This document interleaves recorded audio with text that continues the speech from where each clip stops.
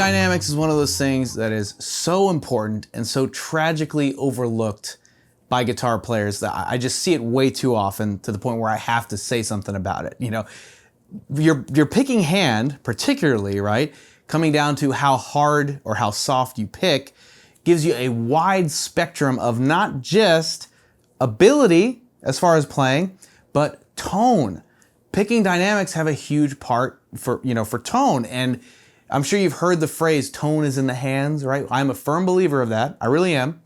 But I think a lot of that really comes down to this particular hand right here. And it's within this particular hand that we find control of volume and even your signal breaking up, right? All of that can be very much controlled by how hard or how soft we pick. Take, for example, I'm just gonna play a single note, right? Just a little, that's an A, right? A 7th fret D string A note. I'm gonna start by picking it real soft, and then I'm gonna gradually increase intensity.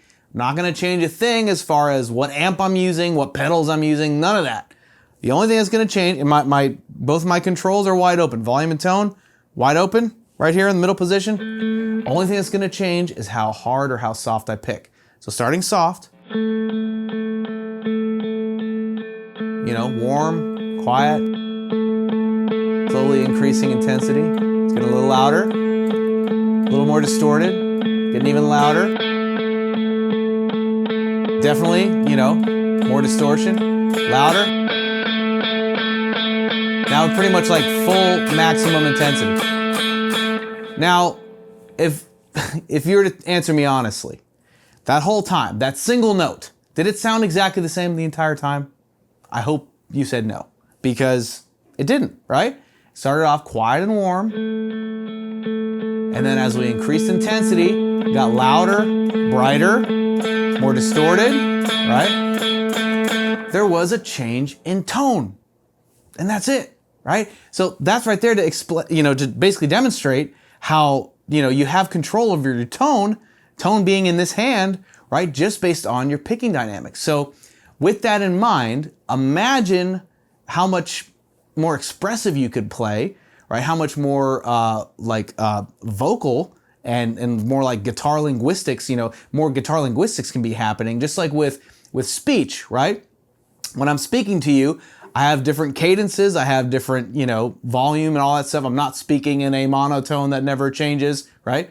It would be weird and uncanny, right? It's the same kind of thing. You want to have that same attitude when it comes to your playing.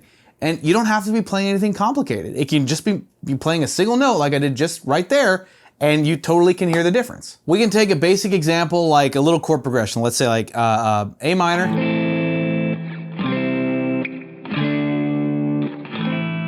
Now, if I were to pick softly, it's very harp-like.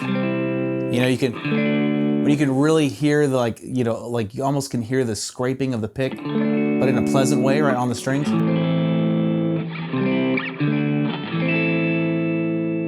Really, really nice tone, right? If I were to add a little bit of intensity, it's getting louder, a little muddier, right? It's kind of it's blending together a little bit because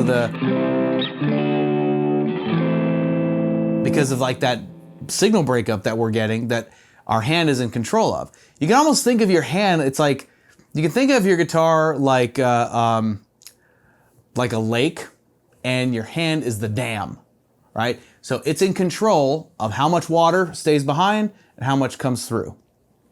So your hand, right, has this new responsibility. So, and if we were to play obviously harder, right? Much different than, like, if you didn't know any better, you'd think maybe I turned off a distortion pedal or something to get that cleaner sound, but I didn't. It's all in the picking hand, baby. And of course, the same thing applies to like lead stuff, like whatever you're playing, literally whatever you're playing, you can explore the spectrum of control that you have based on how soft or how hard you pick. And if let's say, going through a gradual taper of intensity is a little bit much in the beginning, just try and have like 3 levels of intensity. Really soft, medium, and strong, right? So start there and then just work your way You know, like finding the ways to blur the lines between the three so you can have even more control. So what I invite you to try and do is take some of your favorite riffs or your favorite licks or your favorite chord progressions, whatever it is, and employ those 3 different levels of intensity and see what you like better. Maybe you've played, let's say, something a certain way, like you play you'd play something like that, right? And you're like, that I've been playing it that way the whole time, that's all I know. Then you try doing this. Ooh, I like that, right? It's a different kind of sound. I didn't change anything as far as what chords I was playing. All I changed was the dynamics of the picking hand. And when it comes to lead stuff, you can think of like a call and response kind of situation, right? Well, this is something I like to do where I'll play one lick soft and then I'll follow it up with a response with, you know, a lick played a little bit harder. So I can do something like, that's my call, then my response is, that's the response, right?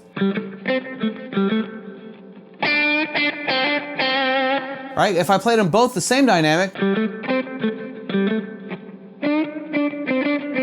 that's fine, nothing wrong with that, but you can hear the difference in tone between, you know, it's brighter, snappier when I dig in, but when I play softly, it's like just warm and kind of hollow sounding. I just love that. So I really nerd out when it comes to tone, especially when it comes to natural tone, like what our hands are in control of, more so than what gear we're using. So for instance, next time you're playing over a backing track, try that call and response thing where you're going back and forth between 2 dynamics. It's almost like you're 2 guitar players in one, right?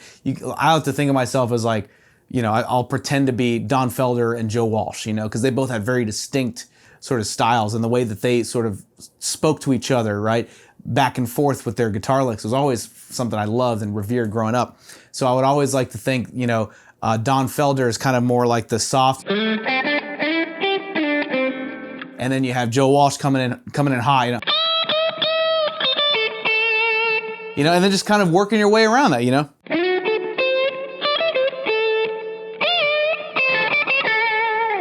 So it's just, it becomes a lot of fun, you know, when you do that. So get used to that and take what you already know, apply differences in your picking hand, and you're gonna be able to get different sounds and find new inspiration without actually having to change what you already know how to play.